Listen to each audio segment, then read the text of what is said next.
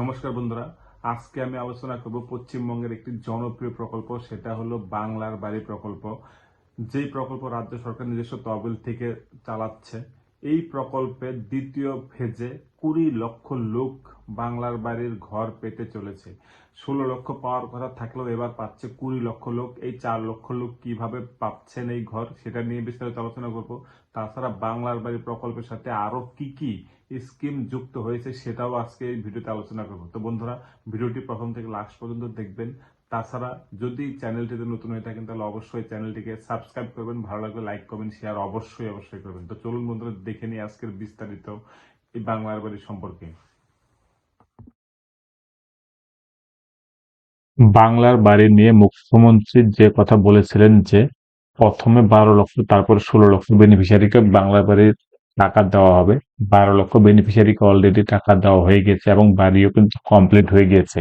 এবার সেকেন্ড ফেজে যে 16 লক্ষ বাড়ি ছিল, সেই বাড়ির টাকা ডিসেম্বর মাসে দেওয়ার কথা ছিল প্রথমে, তারপরে বলা হয় যে জানুয়ারি মাসে দেবে।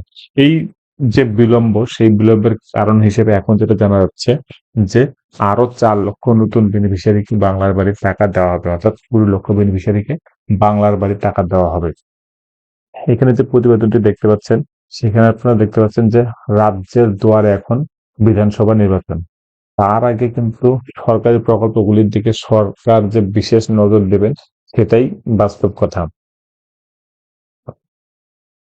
অর্থাৎ টাকা ছাড়ার প্রক্রিয়া সামান্য বিলম্বের মূল কারণ হলো গিয়ে উপভোক্তার সংখ্যা বৃদ্ধি পেয়েছে। আগে টোটাল বেনিফিশিয়ারি ছিল 16,05,000 পরিবারকে ঘর তৈরির টাকা দেওয়া হবে বলে জানিয়েছিল, কিন্তু পরবর্তীতে সেটা আরো বাড়ানো হয়েছে। কারণ দেখা গিয়েছে যে বহু মানুষ গৃহহীন, কাঁচা বাড়িতে বসবাস করেছেন, যারা এই প্রকল্পের যোগ্য দাবিদার।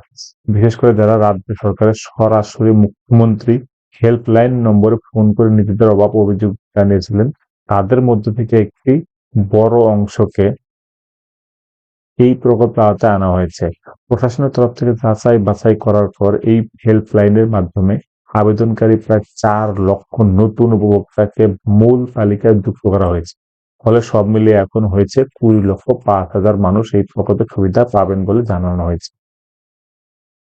হঠাৎ করে 4 লক্ষ উপভোক্তা বেড়ে যাওয়ায় স্বাভাবিকভাবে বাজেটে অতিরিক্ত অর্থের প্রয়োজন হয়ে পড়েছে। এই বাড়তি বরাদ্দের অনুমোদনের জন্যই মূলত সময় লাগছে।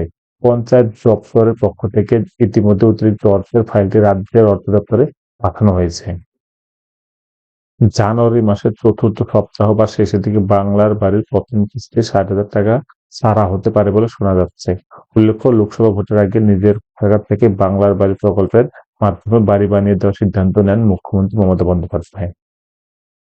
আরো একটি খুশির খবর যে এখনো আবেদন করার সুযোগ আছে কিনা, অর্থাৎ যারা এখনো ঘর পাননি বা যোগ্য কিন্তু আপনি কল করেননি সরাসরি মুখ্যমন্ত্রীতে, তারা কিন্তু হতাশ হওয়ার কারণ নেই। তারা কিন্তু আহ এই ফোন নাম্বারে ফোন করতে পারেন, অর্থাৎ 9137091370 যে সরাসরি মুখ্যমন্ত্রীর নাম্বার আছে সেখানে।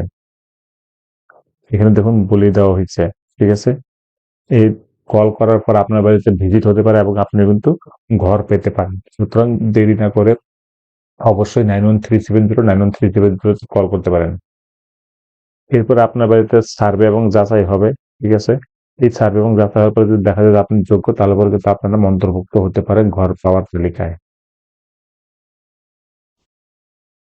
আপনি যদি বাংলার বাড়ির ঘর পান বা পাবেন, এরকম যদি সিচুয়েশন হয়ে থাকে, তাহলে পরে আপনার বাড়িতে টয়লেট না থাকলে পরে আপনি টয়লেটের জন্য আবেদন করতে পারবেন।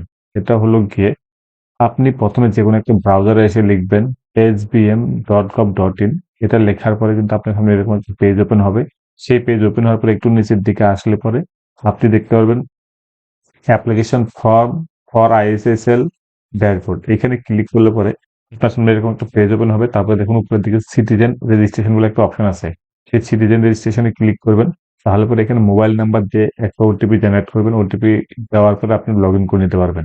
তারপরে আপনার ডিটেলস তথ্য দিলে পরে কিন্তু আপনার এসবিএম এর জন্য অ্যাপ্লিকেশন হয়ে যাবে এবং সেটা ব্লক স্তরে যাবে। ব্লক স্তর থেকে সেটা গ্রাম পঞ্চায়েতে পাঠিয়ে দেবে এবং সেখান থেকে আপনার বাড়ি ভিজিট করার পর যদি দেখে যে আপনার বাড়িতে টয়লেট নেই, তাহলে পরে কিন্তু আপনাকে টয়লেট বানানোর জন্য অর্ডার দেবে।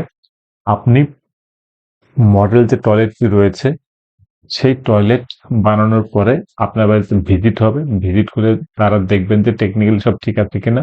যদি সব ঠিক থাকে তাহলে পরে আপনার নামে ১২,০০০ টাকার বিল তারা পাঠিয়ে দিবে এবং আপনার অ্যাকাউন্টে ১২,০০০ টাকা ঢুকে যাবে। সুতরাং আপনাকে ১ম টয়লেটটি বানাতে হবে। তারপরে কিন্তু আপনার অ্যাকাউন্টে ১২,০০০ টাকা সরকারের তরফ থেকে দেওয়া হবে। আরেকটা জিনিস বলে রাখি, আপনি জল জীবন মিশনের জন্যও কিন্তু বলতে পারেন। যদি আপনার বাড়িতে পানীয় জল না এসে থাকে তাহলে পরে কিন্তু আপনাকে এই বাড়ির প্রকল্পের সাথে সাথে পানীয় জলের ব্যবস্থা কিন্তু তারা করে দেবেন।